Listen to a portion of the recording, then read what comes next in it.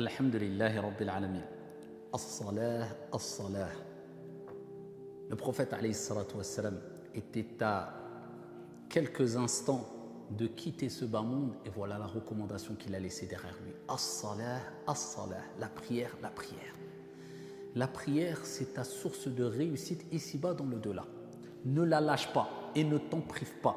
Elle est indispensable comme l'est l'oxygène pour pouvoir vivre. Mais il y a prière et prière. Il y a des gens qui prient Alhamdulillah, mais il y a des gens qui pensent prier alors qu'ils ne prient pas. Ils prient pour rien, peut-être depuis 10 ans, depuis 20 ans, depuis 30 ans, depuis 60 ans et plus. Ce n'est pas moi qui l'ai dit, c'est le prophète Mohammed alayhi afdalus salati wa askat taslim. Rapporté par Abu al-Qasim avec une bonne chaîne de transmission, le prophète alayhi afdalus salati wa askat taslim nous dit. Et là, c'est une mise en garde sur le fait de ne pas être négligent avec l'acte d'adoration pratique le plus important et le plus aimé auprès d'Allah. C'est pas rien, c'est salah. Inna ar-rajula la yusalli 60 sana ma tuqbalu lahu as-salah. La'allahu yutimmu ar-ruku' wa la yutimmu as-sujud wa yutimmu as-sujud wa la yutimmu ar-ruku'. Il dit il y a certes un homme, une personne qui peut prier pendant 60 ans ou plus. Allahu akbar. 60 ans, c'est toute une vie. Khalas, qu'est-ce qui te reste? 60 ans, la personne a été faire le wudu. 60 ans, la personne s'est présentée devant Allah subhanahu wa ta'ala en faisant la prière. Mais ce n'était pas la vraie prière. Il dit, certes, un homme peut prier pendant 60 ans, alors que aucune prière ne sera acceptée de lui. Même pas une. Donc la situation est grave. C'est un sujet extrêmement important. Alors que même pas une prière est acceptée. Pourquoi? Il faut savoir que dans la prière, il y a des obligations. Il y a des choses qui sont fortement recommandées, moins recommandées, etc. Mais les obligations, on dit, si tu veux, les piliers de la prière, on ne joue pas avec. D'où l'importance d'apprendre notre religion et apprendre à accomplir correctement la prière. Et les cours sur cela, ce n'est pas ça qui manque. Et il donne l'exemple de celui dont la prière va être rejetée, même peut-être pendant 60 ans. Il prie, peut-être qu'il va compléter l'inclinaison, ar-ruku', quand on est debout, on dit Allahu Akbar, il complète, mais il ne va pas compléter la prosternation à sujoud. Ou alors, il va compléter sujoud, mais il ne va pas compléter l'inclinaison, ainsi de suite. Il parle de quoi? Ce qui fait partie des actes obligatoires dans la prière, c'est at-tuma'nina, c'est de garder un temps de pause, de sorte que les os reprennent leur place. Tranquillement, calme-toi, ne te précipite pas parce que tu as d'autres affaires après la prière. Et sache une chose, ce pourquoi tu te précipites dans la prière ne pourra être réalisé que si tu prends ton temps dans la prière. Allahu Akbar. La réussite dans ta vie dépend de la réussite de ta prière. Allahu Akbar. L'apaisement et la sérénité dans ta vie dépend de l'apaisement et la sérénité que tu auras eu dans ta prière. Allahu Akbar. As-salah, as-salah. La prière, la prière. Il y a des gens qui, comme le prophète a dit, ils ne complètent pas le ruku', c'est-à-dire il va dire Allahu Akbar. À peine il a dit Allahu Akbar, Sami Allahu lim. Il n'a pas laissé le temps à ses os de reprendre leur place et de dire tranquillement le dhikr. Subhana Rabbiyal Azim. 3 fois, 4 fois, 5 fois, 2 fois, une, mais tranquillement. Et autrement, peut-être qu'il va le faire bien. C'est-à-dire, il va bien compléter son inclinaison.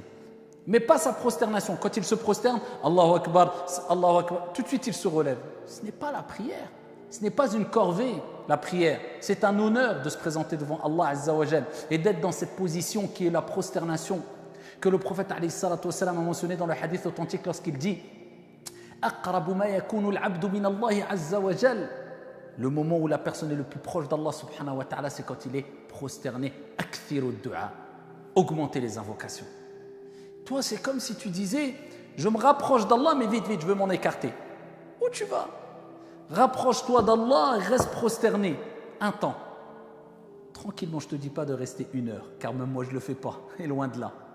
Mais un temps qui prouve qu'il y a eu un certain apaisement, une certaine pause, où tu dis Subhana Rabbiyal A'la, où tu invoques ton Seigneur Tabaraka wa Ta'ala, tu es proche d'Allah Azza wa Jalla, tu te concentres, tu médites, tu fais le vide dans ton esprit. Certains vont suivre des cours de yoga, certains vont suivre parce qu'ils ont besoin de ces moments de pause avant d'affronter le stress de cette vie et autres pour pouvoir surmonter les épreuves. Nous, on a salah, la prière, mais la vraie prière, as-salah, as-salah. La vraie prière qui a été décrite dans le Coran al-Karim et par son noble messager alayhi afdalus salati wa askat taslim, comme on va le voir incha'Allah. Le prophète alayhi sallam dans ce hadith, il dit peut-être qu'il va compléter le sujoud mais pas le ruku', ou le ruku' pas le sujoud. Donc quand tu pries, calme-toi. Tu vas vaquer à tes occupations. Tes occupations et la réussite de tes occupations dépendent de la réussite de ta prière. N'oublie jamais cela. Allah, quand il parle de la prière dans le Coran, il ne dit pas prie, salli, sallou, sauf quand il s'adresse au prophète alayhi salatu wassalam. Il dit fasalli li rabbika wanhar, prie pour ton Seigneur. Parce que la prière du prophète alayhi salatu wassalam, inégalable. Il priait des prières surérogatoires, an-nawafil at-tatawwu', jusqu'à ce que ses pieds se fendent. Aïcha radiyallahu anha wa ardaha, elle dit ya Rasulallah, وَقَدْ غُفِرَ لَكَ مَا تَقَدَّمَ مِنْ ذَنْبِكَ وَمَا تَأَخَّرَ. Tu pries ainsi alors que tes péchés passés et futurs sont pardonnés. Et Aïcha, ne serais-je pas un serviteur reconnaissant? Par reconnaissance vis-à-vis d'Allah. Pas parce que je prie, je ne veux pas être châtié. Je prie, je veux le paradis simplement. C'est au-delà de ça. Je veux remercier Allah. Donc Allah lui dit prie. Mais quand il s'adresse de manière générale aux croyants, aux serviteurs, à ses créatures, il ne dit pas prier. Aqimus salah.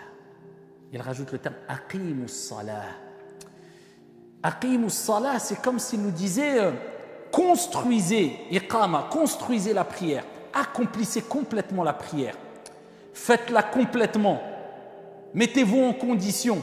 Ce n'est pas simplement prier, non, accomplissez, préparez-vous à la prière, construisez votre prière de la meilleure des manières, embellissez votre prière. Ne la prie pas comme si c'était simplement je me débarrasse et je pars, oh j'ai encore la prière, c'est lourd.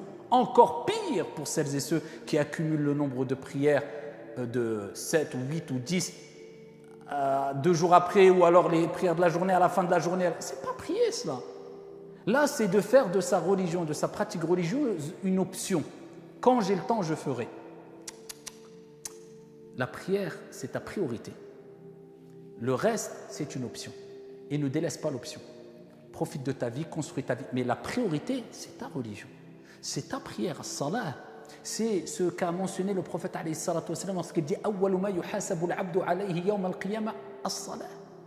La première des choses, acte d'adoration concernant notre relation avec notre Seigneur, sur laquelle ou sur lequel on rendra des comptes au jour de la résurrection, c'est la prière.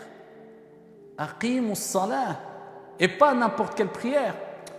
Ya bani Adam khudhu zinatakum 'inda kulli masjid. Allah nous dit dans le Coran, ô vous fils d'Adam, traduction du sens comme l'ont mentionné al-mufassirun et al-ulama, prenez votre parure pour accomplir chaque prière. À chaque moment de prière, prenez votre parure. Embellissez-vous. Allah n'a pas dit couvrez votre nudité. Pourtant, c'est le strict minimum. Al-awra, on cache la nudité, les parties à cacher pour que notre prière soit valide. Non, non, non, non, non, non. On est au-dessus là. Allah nous dit khudhu zinatakum. Prenez votre parure, embellissez-vous. Pour nous dire, voilà la prière qu'Allah subhanahu wa ta'ala attend de nous. C'est de mettre nos meilleurs vêtements.